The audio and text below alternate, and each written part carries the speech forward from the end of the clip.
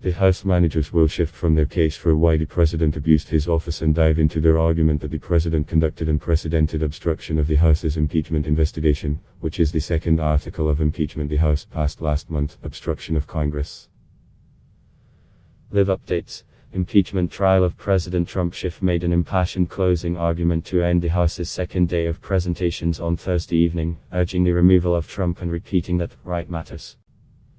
He'll have one more chance to leave an impression with on-defense Republican senators at the conclusion of the House's third and final day of opening arguments this evening, before it will be the defense counsel's turn to make their opening argument.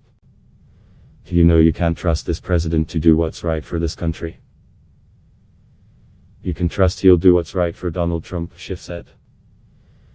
If you find him guilty, you must find that he be removed. Because right matters. And the truth matters. Otherwise we are lost. The California Democrat also previewed the House's case for obstruction, making an argument directly to senators that the president's conduct will have repercussions for them, too. If the Senate allows the president to get away with such extensive obstruction, it will affect the Senate's power of subpoena and oversight just as much as the House, Schiff said. The House's presentation has been detailed and thorough for the first 2 days. Republican senators have derided it as repetitive, but the managers are making a pitch both to the public as well as Republican senators they hope will consider backing subpoenas for witnesses and documents.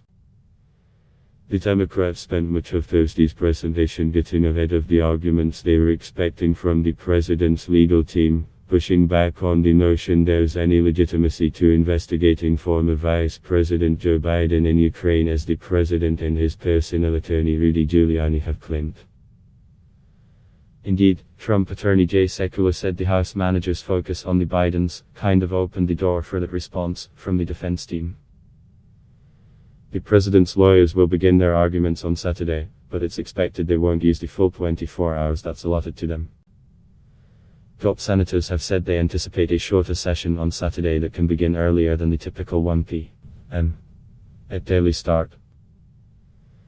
Trump complained about the start date on Twitter Friday morning, suggesting that the Saturday session would get bad TV ratings. After having been treated unbelievably unfairly in the House, and then having to endure hour after hour of lies, fraud and deception by Shifty Schiff, crying Chuck Schumer and their crew, looks like my lawyers will be forced to start on Saturday, which is called Death Valley in TV. Trump tweeted.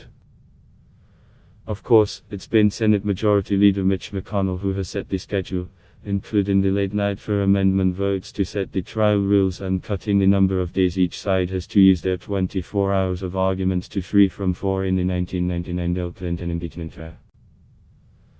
McConnell's condensed schedule is part of an effort to end the trial next week ahead of the president's February 4 State of the Union. Whenever the president's lawyers conclude their presentation, the Senate will shift into 16 hours of senator questions of the two legal teams. Then the Senate will address the question of witnesses, with a vote looming under the Republican-passed trial rules on whether there should be subpoenas for additional witnesses and documents. CNN's Phil Mattingly, Manu Raju, Warren Fox and Ted Barrett contributed to this report.